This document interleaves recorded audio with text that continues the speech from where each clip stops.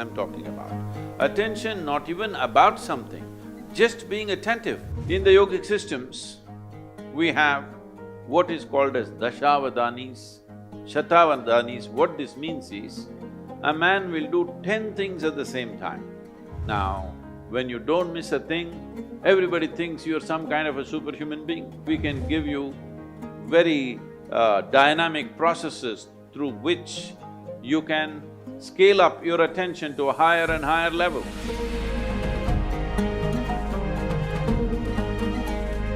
My question is, what means focus to you, and which way can we apply focus in our daily life? So what's your definition of focus? Okay. There are many ways to describe this word. Instead of saying focus, if you use the word attention, would you agree that attention and focus are about the same thing? There is a little difference. There are nuances to it, but when you say focus,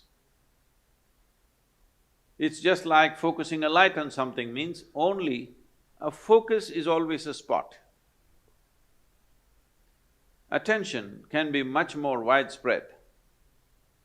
See, right now, if you have clear vision, I'm having problems seeing the young man because you kept him in darkness there in the hall but if the hall was well lit, I don't have to focus myself to see the people who are sitting here. I just need attention. If I'm attentive, I will see all the people here the way they are. But now I get interested in this one young man, then I need focus. If I had only focus without the general attention about everything around me, indiscriminate attention I'm talking about, attention not even about something, just being attentive only because there is a certain level of attention and awareness within you, you even know that you exist. Otherwise, let's say in sleep, in your experience, neither the world exists nor you exist, all that's happened is there is no attention. Because there is no attention, there is no perception of any kind.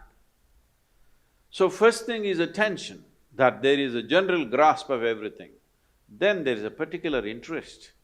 Then we focus it down to that particular interest. So what is the purpose or what is the definition of focus? What is the use of focus? Where can focus get us?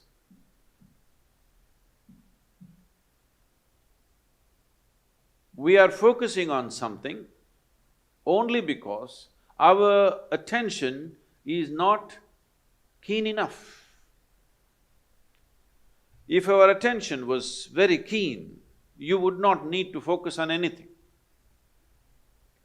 In the yogic systems, we have what is called as dashavadanis, shatavadanis. What this means is, a man will do 10 things at the same time. Another man will do 100 things at the same time.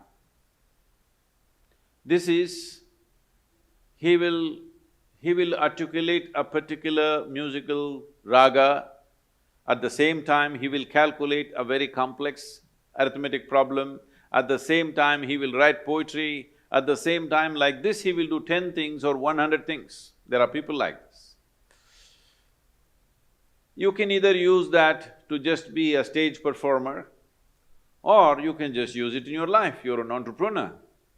It's very important, if you're walking on the street, you're able to see something that most other people cannot see. That is when you become a leader. Because you are able to see things others are yet to see. That is when you take up a leadership position, because essentially leadership means you're on a perch. Once you're on a perch, you must see better than others. So attention is that dimension which will put you on that perch. If your attention has to be very keen about everything, then you should stop discriminating in terms of, I like this person, I don't like this person, this is good, this is bad, this is nice, this is not nice, this is useful, this is not useful.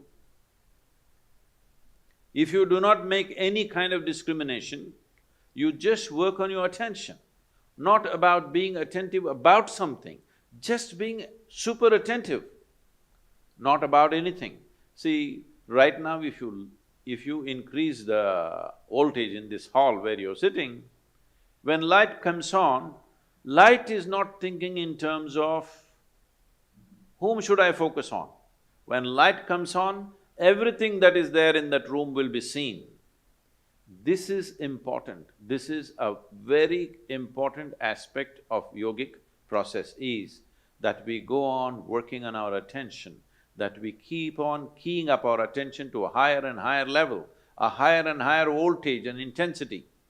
Now, we don't encourage focus because focus means consolidate all that attention and put it on one person. Suppose you invested your entire focus on one spot and you found nothing worthwhile in that spot, what will you do at the end of your life? This is what is happening to most lives. Now, you just work on making your attention itself so keen that even if somebody focuses on something, they won't be that keen. If your attention is that keen, you won't miss a thing in this universe. Now, when you don't miss a thing, everybody thinks you're some kind of a superhuman being. No, this is not about being superhuman. This is about realizing being human itself is super. So, if you cultivate your attention, we can give you very dynamic processes through which you can scale up your attention to a higher and higher level. How clearly you see determines how successfully you walk this life, there's no question about it. How much lack of clarity there is in you, that much blundering you will do in your life. Simply there is no question about this.